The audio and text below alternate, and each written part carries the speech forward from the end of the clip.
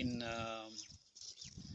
areas such as Wunaliet, Rajab, and other parts of the country are or have been under serious attacks by the Ugandan occupation force and SPLM-IG's newly recruited militia. This act of aggression by the SPLM-IG and its allies has put the whole R-ARCSS at risk. And as the occupation force of Uganda and newly recruited militia of the SPLM-IG are on offensive on our position, we want our SPLA-IO forces to be on maximum alert for self-defense. One message I want to also deliver to the international community is that the life of past by President, His Excellency Dr. Riek Machar, is at risk, and is at risk because the past by President is in confinement by the government. And on our side, we believe that Dr. Riek Machar, the first by President of the Republic of South Sudan, chairman of the SPLM, SPLA-IO, and commander-in-chief of our armed force, was not captured by SPLM-IG and its forces on the battlefield. It was the region and international community that restrained him for the reasons of peace. We therefore want the region and international community who restrained Dr. Riek Machar for the reason of peace to make sure that his life is safe. And one thing that we also want to bring to the attention of the people of South Sudan, the region and international community, is that any attempt on the life of the first Vice President, Dr. Riek Machar, will complicate every situation in our country. It will kill the spirit of national healing and reconciliation in the future. It will also be an obstacle to nationhood and nation building. We therefore want the SPLM-IG and the region and international community that is safety, is physical safety, is physical security is paramount if we want South Sudan to have a nationhood, if we want South Sudan to be a state. Well, the problem of Nasser has been used as a ploy by the SPLM-IG and its allies, but the fact is, SSPDF in Nasser has been very arch and hostile to the host community of Nasser for years, since 2014. And this act of hostility was actually investigated by JDB and other peace partners. What came out from this investigation was that the SPDF in Nasser was actually responsible for all the problem, for all hostility that exists between them and the host community in Nasser.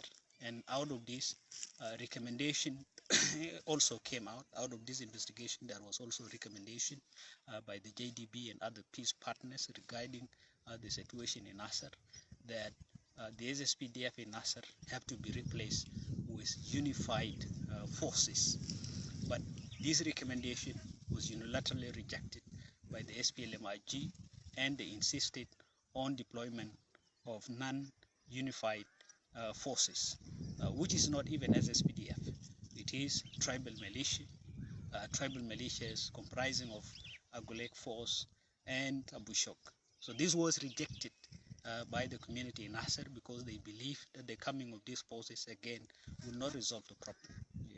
The recommendation was, if the forces in Nasser have to be replaced, they have to be replaced by the unified force. And this is what instigates an attacks on SSPDF position by the youth in Nasser.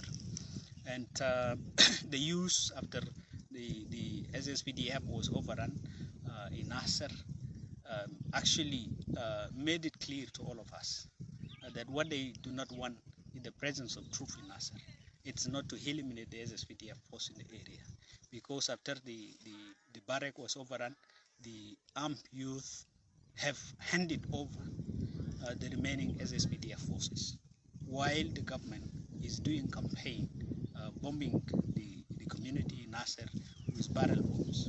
So this is a clear show that the community of Nasser did not only want the SSPDF, they do not want tribal militia of Abu Shoks and Agulek this is something that the international community should really understand, and this is what everyone in the country should know.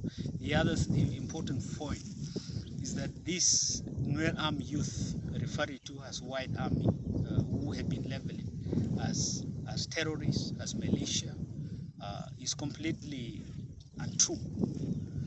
The fact is that these Nuer armed youth referred to as White Army are ordinary members of Nuer community, mainly of young age, who come together in response to perceived threat. So they are not militia, they are not terrorists, and they have never undergone military training.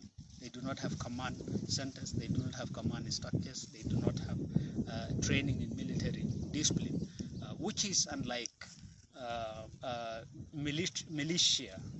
militias that the government, that the SPLM Haji recruit, provided arm, and send them home waiting for a call to duty. So this is these groups include Abu Shok, Agulek, Gelbeng, Gelweng, and others who have undergone military training, have been given arms, and then have the military structures and formation, but sent home as a reserve force. So the accusation that the Nuer armed youth referred to as white as militia and as terrorists is baseless and unfortunate. So we want the region, the international community, not to consider it. So it is the government that is now recruiting militia, that it provides with training, gives arm, and then send them to fight. This is what the region and everyone in the country really need to know.